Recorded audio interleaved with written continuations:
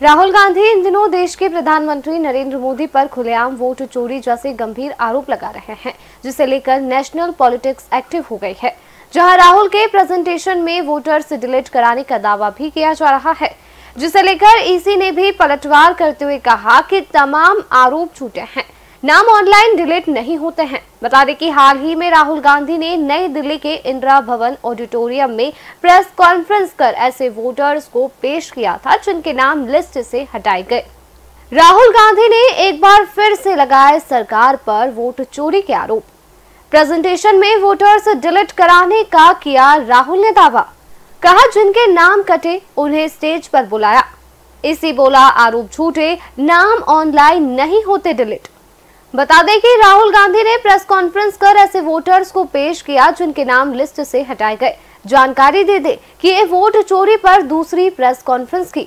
इससे पहले कांग्रेस नेता राहुल गांधी ने 7 अगस्त को मीडिया से बात की थी, जहां राहुल ने 31 मिनट के प्रेजेंटेशन में वोट चोरी के आरोप लगाए और सबूत दिखाने का दावा भी किया था, जिसके बाद देश भर में हड़कंप मच गया था। राहुल गांधी ने आरोप लगाते हुए कहा है कि चुनाव आयोग जानबूझकर कांग्रेस के वोटों को निशाना बना रहा है और उनके नाम डिलीट कर रहा है। राहुल इस बार अपने साथ कर्नाटक के ऐसे वोटर्स को भी लेकर आए जिनके नाम वोटर्स लिस्ट से डिलीट किए गए।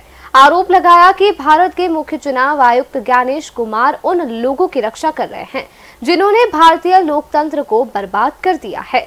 उन्होंने फिर कहा कि महाराष्ट्र, हरियाणा और यूपी में यही हो रहा है।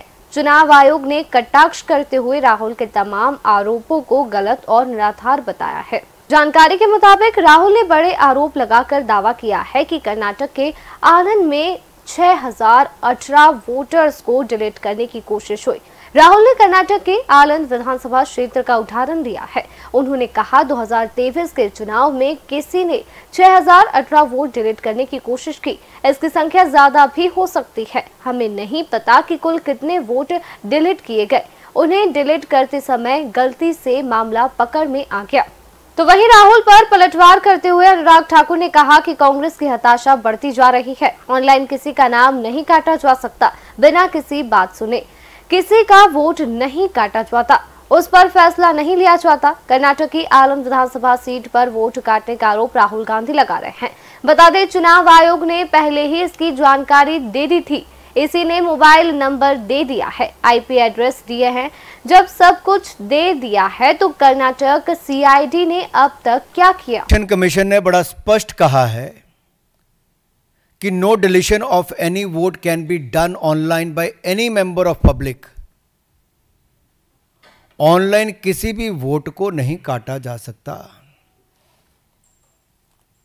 और no deletion can take place without giving an opportunity of being heard to the affected person. तो बगैर किसी की बात सुने उसका वोट नहीं काटते, उस पर निर्णय नहीं करते। 2023 में